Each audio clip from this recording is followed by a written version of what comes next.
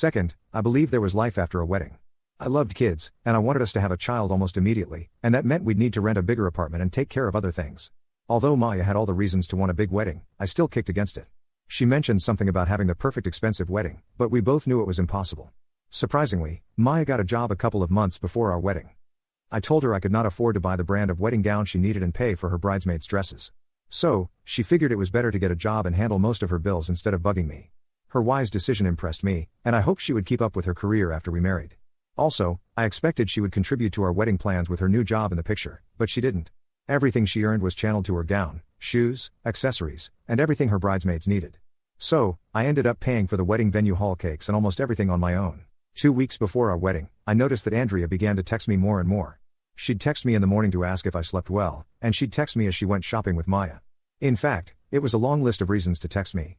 But whenever we met or she came to our house to help Maya with something, she would remain calm so Maya would not suspect anything was off between us. At one point, I had to tell Andrea to stop calling and texting me because it was getting out of hand. I was afraid that it might jeopardize my relationship with Maya.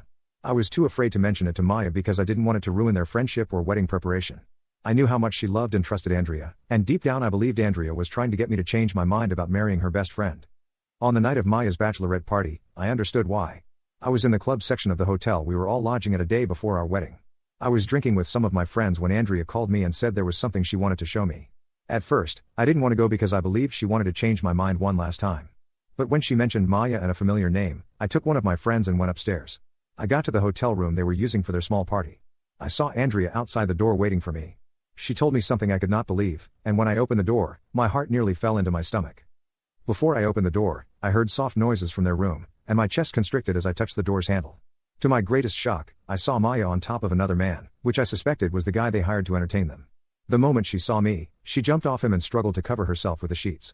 Almost instantly, I recognized him as Andrea had told me he was her college ex-boyfriend, and I didn't even know when I started crying. It was too much to handle, and I walked out of the room without saying a word. My friend who had escorted me upstairs was also mortified.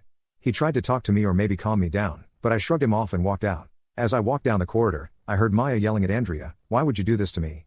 My life was going perfectly, but you ruined it." Andrea yelled back, "I told you he deserved better. Rick has been nothing but good to you. I told you to break up with that loser boyfriend of yours and be with Rick, but you wanted to have your cake and eat it too." I didn't bother to look back. I could not believe Maya had been playing me the whole time. It was too painful to accept, and I wished I could handle the hurt I felt, but I couldn't. Andrea even tried to follow me. I slammed the door in her face.